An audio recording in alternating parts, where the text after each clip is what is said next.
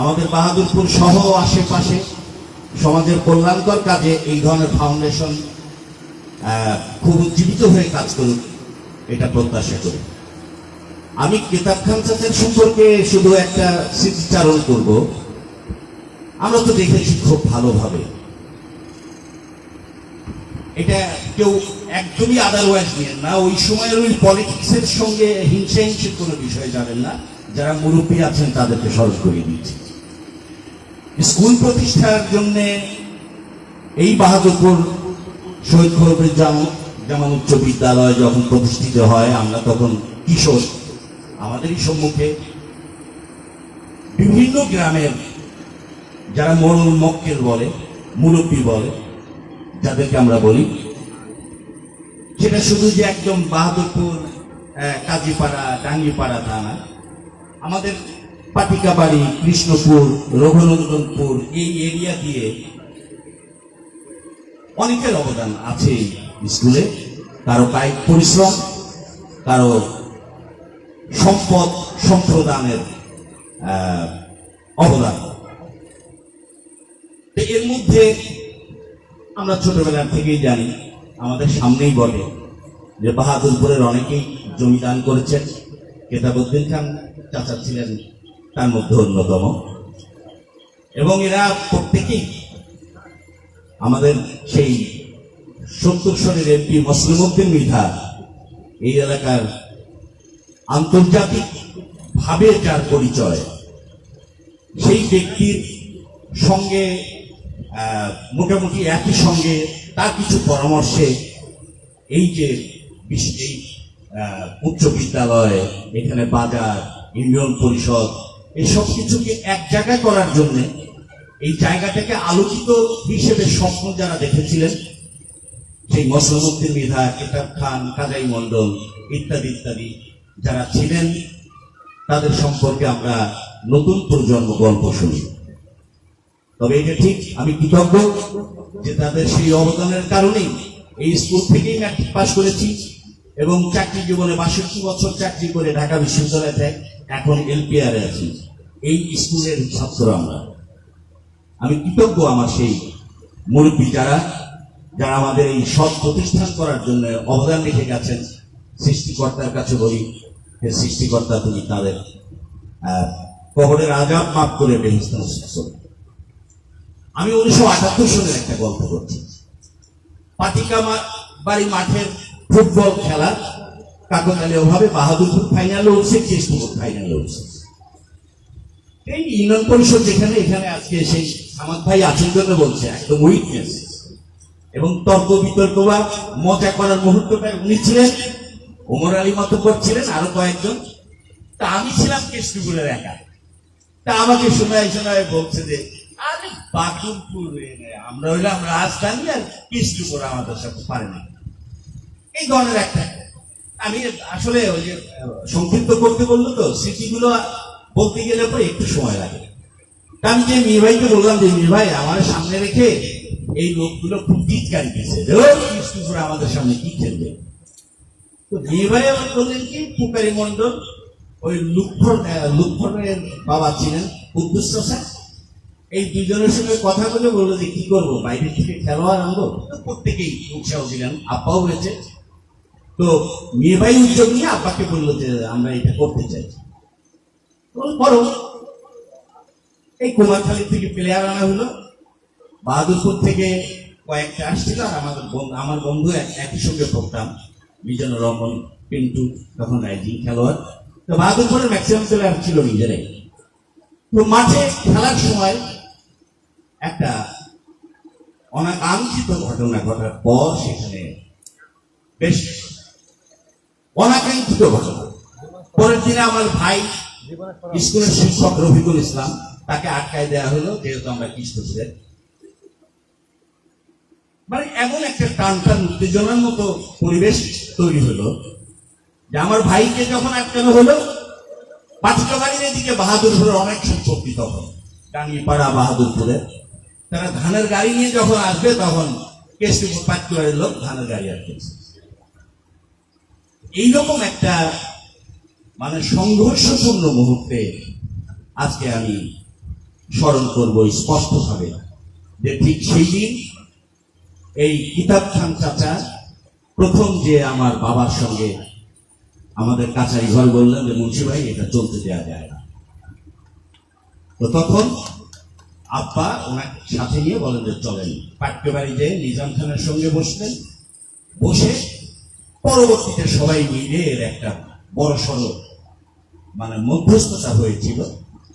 তো এই যে উদ্যোগটা আমি একদম স্পষ্ট করে বলতে পারি, এখানে অনেক মুরব্বী আছেন, যে এই শান্তির বার্তা নিয়ে এটা যাতে করে বড় পরিসরে অসংগঠিত না হয়, সেদিনে এই কিতাব খান চাচা অগ্রণী ভূমিকা পালন করেছিলেন। এই জায়গাগুলোতে আমরা অবশ্যই মনে রাখবো যে আমাদের সেই সময়ের মুরব্বীরা সমাজের কল্যাণের কাজ যেমন করেছেন, অনেক ধৈর্যশীল ছিলেন। তার কারণ আমরা ওই সময়ের ইয়াং প্রজন্ম যদি বলি, তাদের উত্তেজনায় যে বড় ধরনের অঘটন ঘটতে যাচ্ছে, ঠিক সেটাকে প্রশংসা করার জন্য সেই সময়ের এই মানুষগুলো অনেক বুদ্ধিদীপ্ততার পরিচয় দিয়েছেন।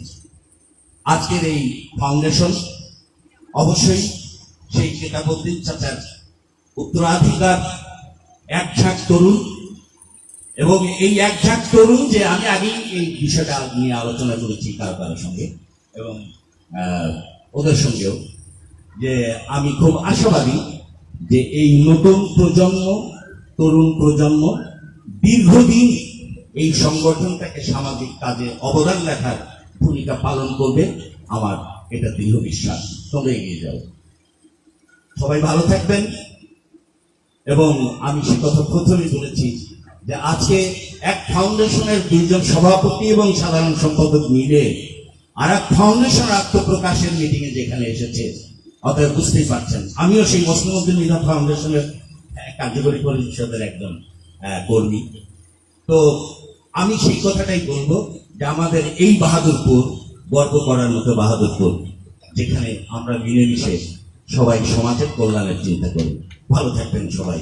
জয় হোক তোমার।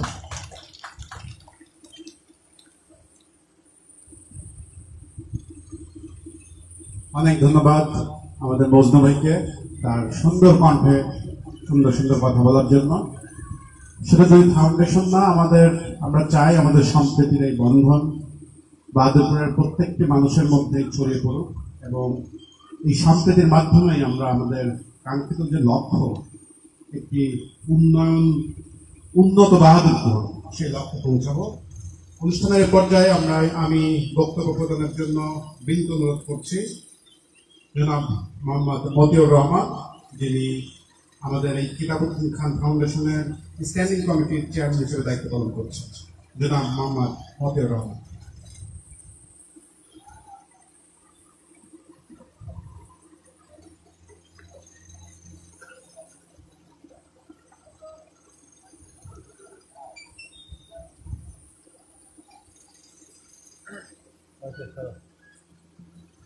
আসসালামু আলাইকুম।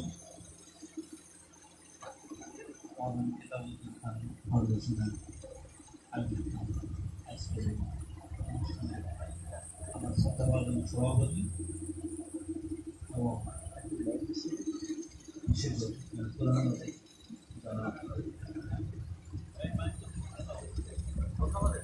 জনাব doctor M A Majed sir, মঞ্চে আরও উপস্থিত আছেন জনাব আব্দুল হামিদ সাবেক সচিব, এবং আমার বন্ধুবর জনাব মোহাম্মদ আলী ট্রেজারার,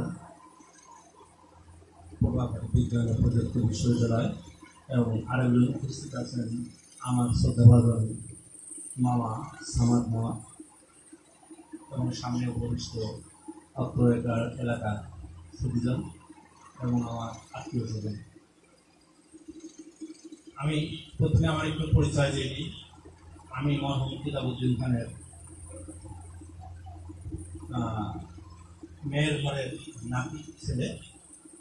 আমার নানার 5 ছেলে 3 মেয়ে, তার মধ্যে আমার মা তৃতীয় সন্তান, এবং নানার নাতি ছেলে মেয়েদের মধ্যে আমি সবার বড়। আমি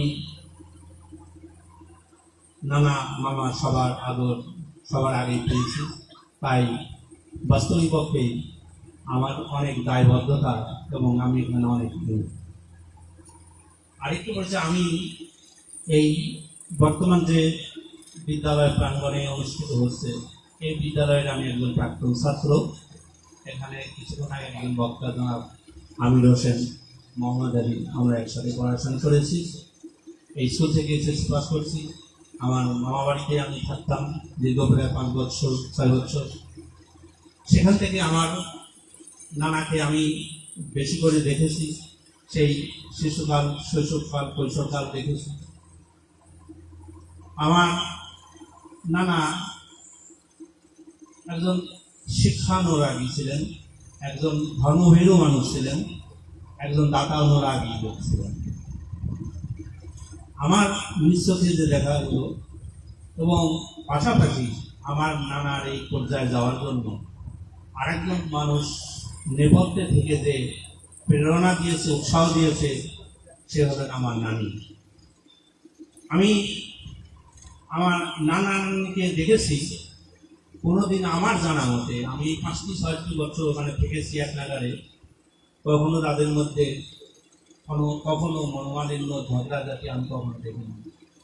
আমার নানিকে আমার নানা অত্যন্ত প্রাধান্য দিতে। আমার নানা আরেকটি গুণ ছিল যে মানুষ যেমন তার সঙ্গ সে কিন্তু ভালো হয়। আমার নানার যে সঙ্গগুলো ছিল অত্যন্ত ভালো, তারা খুব ভালো মানুষ ছিল। প্রায়শই আমার নানার কার সঙ্গে দেখা করতে এসছেন, আমি তাদেরকে স্মরণ করতে পারি। জনাব নুরুল ইসলাম স্যার, এই স্কুলের প্রাক্তন হেডমাস্টার, প্রায়শই আমার নানার সঙ্গে আসতেন, বসে গল্প করতেন। আসতেন জনাব হাতেম আলী শেখ, আসতেন জনাব কাশেম মল্লিক, সেরো শেখ, মুসলিম প্রামাণিক, এবং অনেক ভালো ভালো মানুষ আমার নানার কাছে প্রায়শই আসতেন এবং অনেকক্ষণ, আধা ঘন্টা 1 ঘন্টা ধরে তারা বসে গল্প গুজব করতেন। আমরা তো তখন ছোট, আমার নানার ভয়তে আমরা ওদিকে বেশি আগাতাম না, কিন্তু আমার নানা অত্যন্ত ধীশক্তিমান লোক ছিলেন, কথা কম বলতেন। আমার মনে হয় যে সবসময় উনি চিন্তাশীল থাকতেন, সবসময় ভাবতেন। উনি নিজেকে নিয়ে না, উনি তার পরিবারকে নিয়ে, তার গোষ্ঠী, খান গোষ্ঠীকে নিয়ে, সমাজকে নিয়ে উনি সবসময় যখনই একাকী থাকতেন বেশি কথা বলতেন না, ভাবতেন, খালি ভাবতেন। আমরা কাছে বসলেও দেখা যাচ্ছে যে অল্প মৃদুভাষী, কিন্তু যখন কোনো সালিশ মোকদ্দমা, যখন কোনো জায়গায় বিচারে গিয়ে বসতেন, তখন কিন্তু আমার নানা অত্যন্ত সুন্দরভাবে কথাগুলো বলতেন এবং নানার উপর যে কথা কোনো ডিসিশন, কোনো সিদ্ধান্ত কেউ নিতেন না। ধর্মানুরাগী হিসাবে আমি 2টি গুণ তার মধ্যে দেখেছি। এই যে বাহাদুরপুরের আমাদের আবু হেনা স্যারের বাড়ির ওখানে যে মসজিদটা আছে, এই মসজিদটা ছিল একটা টিনের ঘর। আমার নিজের শৈশবকালে আমার দেখা, ওই ছাদটা যখন হয়, ওই চুনের সুরকি দিয়ে ছাদ ঢালাই, তখন এইভাবে পিটানো হতো। সার্বক্ষণিক অনেকেই সহযোগিতা করেছেন, কিন্তু আমার নানাকে দেখেছি সার্বক্ষণিকই ওই কাজের সাথে জড়িত ছিল। আমি একদিন ওখানে উঠলাম, নানা বলতে আয় উপরে উঠে আসে, তো ওরা ওই যে এইভাবে গান গায় আর এরকম তাল মানে বাড়ি করে। নানা বলছে তুই বাড়ি দিবি? আর না না না, তো বলছে চুনের ওই চুন ভিজায় রাখছে, চুনে যাতে প্রতিদিন আমাকে বলে তুই সাইডে দাঁড়া।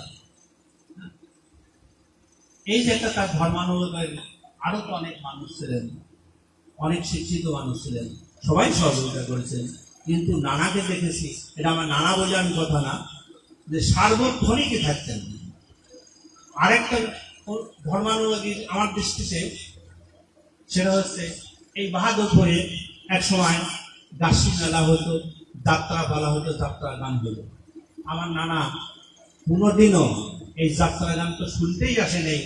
আমরা যারা ছোট বড়, আমরা নানার ভয়তে দেখা যাচ্ছে আমরা কৈশোর বয়সে আমরা লুকায়ে ফলায়ে, আচ্ছা মেয়েদের তো আসার প্রশ্নই নেই। আমার নানা এগুলো নানার ভয়তেই কিন্তু এগুলো আসছে। এখানেও একটা ধর্মানুরাগীর একটা নিদর্শন বলে আমি মনে করি। আর একটা বিষয়, এই যে দূরদৃষ্টি সম্পন্ন একজন মানুষ, এই যে জমিগুলো দান করে গেছেন, যে স্কুল থেকে, যে প্রতিষ্ঠান থেকে আমরা লেখাপড়া শিখে বিভিন্ন স্তরে আমরা চাকরি বাকরি, ব্যবসা বাণিজ্য বিভিন্ন কিছু করে খাচ্ছি, তাদের কতখানি দূরদৃষ্টি ছিল। উনি তো একদিন আমাকে বলতেন, মতিরে, আমার শুধু একটাই অভাব, আমি সাদার উপর খালি দিতে পারি না। কিন্তু আমার নানা সাদার উপর খালি দিতে পারে না, তার মানে এই নয় আমার নানা কিন্তু শিক্ষিত, অত্যন্ত জ্ঞানী মানুষ। আমরা তার সমকক্ষ, আমরা অনেকেই ডাক্তার, ইঞ্জিনিয়ার, অনেক কিছু হয়েছি, অনেক কিছু আরো হব, কিন্তু আমার নানার মতন এইরকম মনে হয় আমরা কেউ আর হতে পারবো না। কারণ এই সমাজে এখন সেই মানুষ নয়। শিক্ষা সব দিক দিয়েই আমাদের উত্তরণ ঘটেছে, কিন্তু আমার নানা দেখেছি যে জিনিসগুলো, সেটা কিন্তু এখন আর নেই। বিচারে তার কখনো সবসময় তার নিরপেক্ষ দৃষ্টিতে বিচার করেছেন। এবং আমি 5টা বছর এখানে থেকেছি, যেখানেই গেছি আমার নানার পরিচয় তো আমি এখানে থেকেছি, আমার মামাদের পরিচয় এখানে থেকেছি। কেউ তো সবার ভালোবাসা পেয়েছে। তখন ছোট ছিলাম, অনেকেই ইনিকে যদি বলি আমি কিতাবুল শুনে নাচ ছেড়ে, আমাকে অনেক আদর ছিল, অনেক লোকের আদর ছিল পেয়েছি, যারা অনেকেই এই পৃথিবী থেকে বিদায় নিয়েছেন। যাও, আমরা তো এখন বার্ধক্যে ধরে গেছি। আমার ছোট ভাই বেড়াদাররা যারা এই উদ্যোগটা নিয়েছে ফাউন্ডেশনের জন্য, আমার পক্ষ থেকে ওরা যখন বলেছে, আমি আমার পক্ষ থেকে যতটুকু সম্ভব আমি সাড়া দিয়েছি, চেষ্টা করেছি। আমি ওদের কাছে স্বনির্বন্ধ অনুরোধ করব, তোমরা এটাকে তোমাদেরই দায়িত্ব, তোমরা সমৃদ্ধভাবে, সুন্দরভাবে, শুধু অনুষ্ঠানের মধ্যে সীমাবদ্ধ না রেখে তোমরা এটা আরো বাস্তব ভিত্তিকভাবে এটা আগায় নিয়ে যাও। আমাদের পক্ষ থেকে, আমার পক্ষ থেকে যতটুকু সহযোগিতা দরকার ইনশাল্লাহ আমার থাকবে। আমি এই কথা থাকে আমার নানা এবং নানির আত্মার মাগফিরাত কামনা করছি। এই বাড়িতে আমার বড় দুই মামা, জনাব জহিরুদ্দিন খান, জনাব সিকান্দার আলী খান। আমার এই কথা বলতে গেলে অনেক সময় আবেগ আপ্লুত হয়ে যায়, কারণ আমি এদের কোলে পিঠে কিন্তু আগে মানুষ হয়েছি, তাদের কোলে, আমি তাদের কোলে উঠেছি। আজ অনেকেই নেই, আমার মা বাবা নেই, আমার মেজ ভালা নেই, সবার আদর আমি পেয়েছি, এত আদর পেয়েছি আমি এদিন আমার জীবদ্দশা আমি শোধ করতে পারবো না। আমি এখানে থেকেছি, আমার নানির দৃশ্যত, আমার নানির সহযোগে আমি বেশি পেয়েছি, কিন্তু পর্দার আড়ালে তো আমার নানা, আমার মামারা তো আমাকে সহযোগিতা করেছে। আমি এখানে থেকেছি, কখনো তারা আমাকে কটু ব্যক্ত করেনি। আমি চেষ্টা করি তাদেরকে সম্মান করার জন্য, তাদের শ্রদ্ধা করার জন্য।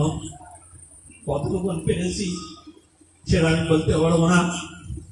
আমি সবার আত্মার মাগফিরাত কামনা করছি, এবং আমি আবারও আমার এই ছোট ভাই ব্রাদার তোমরা যারা আছো, তোমাদের কাছে আমি বিনীত অনুরোধ, তোমরা এটাকে আন্তরিকভাবে আগায় নিয়ে যাও।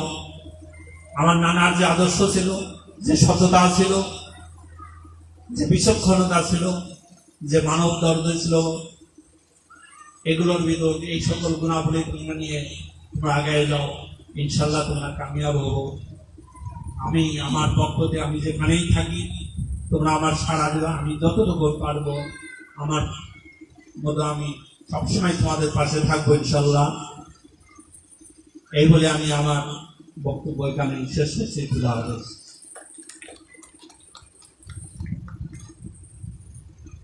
মতি ভাইয়ের জন্য একটা জোরে হাততালি হবে। আসলে সময় বয়ে চলে যায়, স্মৃতি রেখে যায়, এবং আমরা প্রত্যেকেই স্মৃতিতেই বাঁচি, স্মৃতিকে ধারণ করি। স্মৃতি আমাদেরকে বারবার শিকড়ের টানে নিজ জন্মভূমিতে নিয়ে আসে।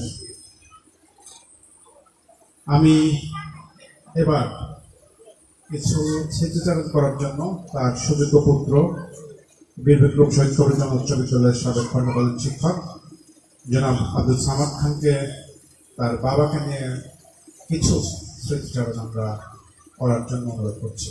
জনাব আব্দুল সামাদ খান, যিনি উপদেষ্টা পরিষদের সদস্য, কেতাব খান ফাউন্ডেশন।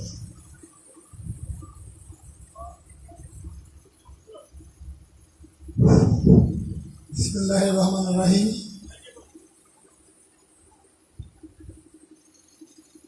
মরহুম কিতাবুদ্দিন ফাউন্ডেশনের সম্মানিত সভাপতি, প্রধান অতিথি, বিশেষ অতিথিবৃন্দ এবং মঞ্চের সামনে জ্ঞানীগুলি এবং ব্যক্তি, শিক্ষার্থী, আসসালামু আলাইকুম। আসলে আমার বাবার কথা আপনারা অনেক শুনলেন, কিন্তু আমি তার ছোটকালের, উনি আমাকে বলেছিলেন একবার, দেখ বাড়ির কাজ দিয়ে নদী। আমি তখন বিয়ের উপযুক্ত হয় নাই, আমার তখন বাবা মারা গেছে। আমার 4টে বোন এবং আমরা 2 ভাই। অভাবের সংসার।